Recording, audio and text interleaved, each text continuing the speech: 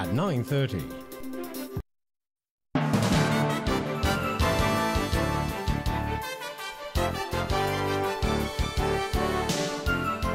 Thanks for sticking around. This is Straight Talk, and with me is Secretary for Justice, Mr. Rimsky Yuen.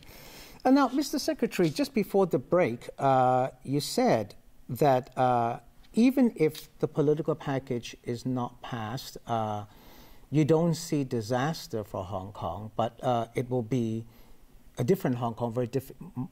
It will not be as easy to govern. Now, and you were saying that whether there's going to be gridlock or not will depend on how the Democrats do in the 2016 Legislative Council elections, whether there'll be more filibusters. Is it your hope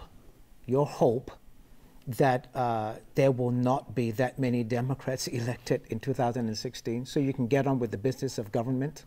That's not a question for me to say. That's a question for the voters to decide. What about you?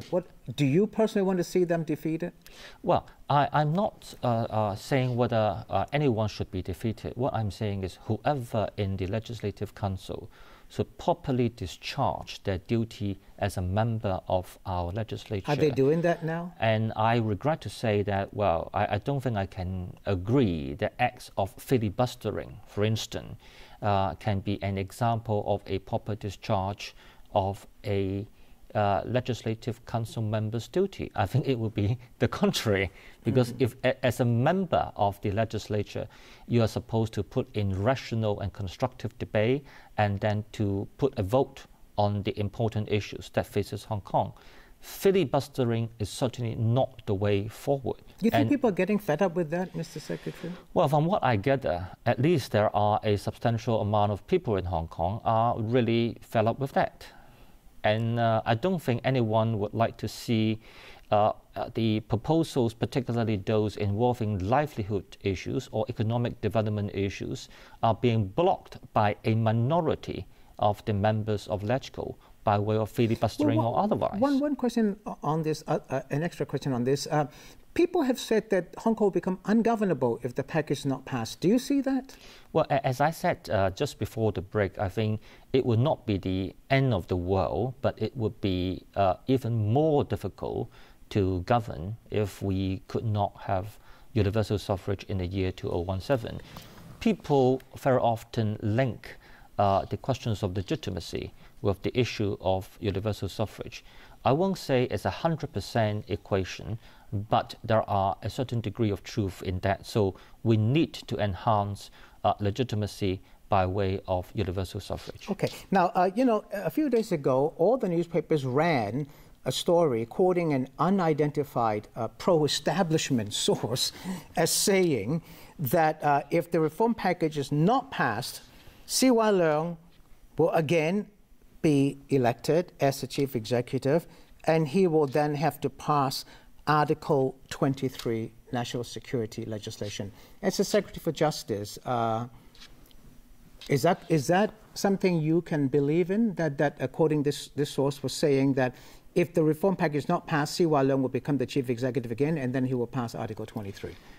I have no crystal ball, and I think it's too early to say who will be the next chief executive and what he would do as the next chief executive.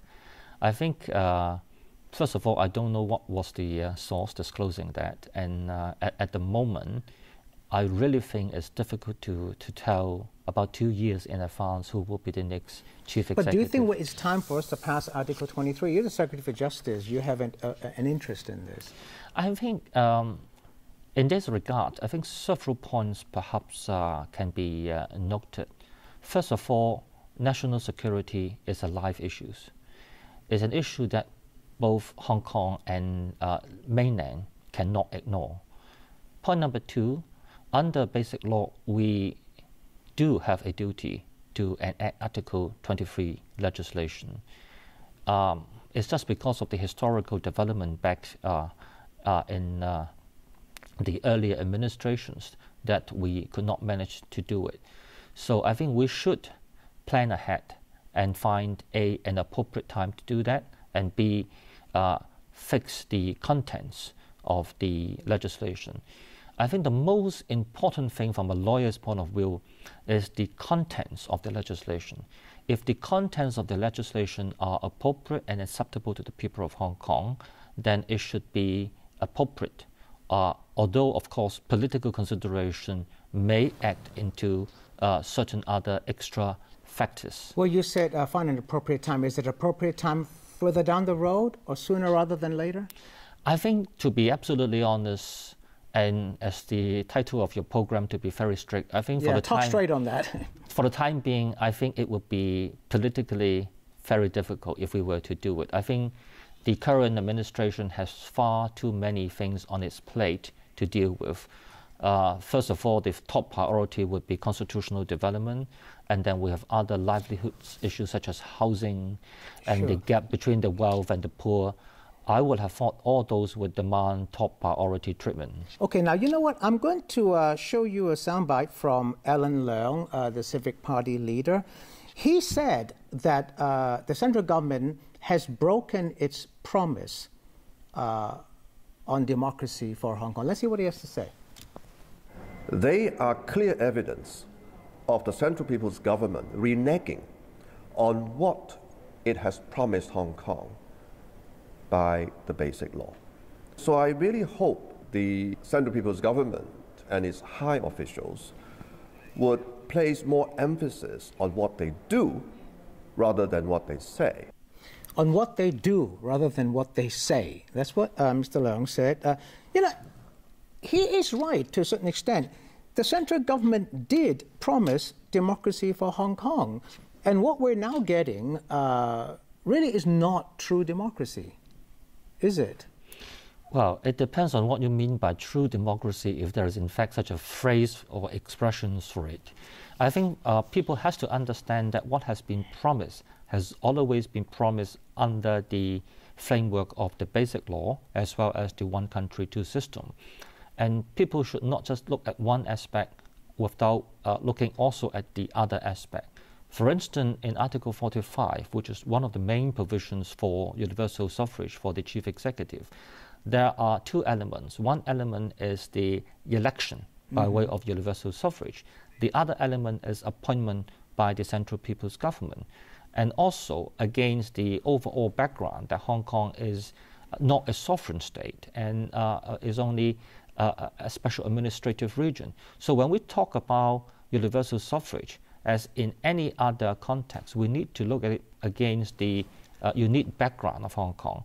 And therefore, one should not simply say, what is being decided under the NPCSC decision last August doesn't meet what they think to achieve. But is he right when he says Beijing has broken its promise to Hong Kong? I would certainly disagree. Okay, well, I'm going to move away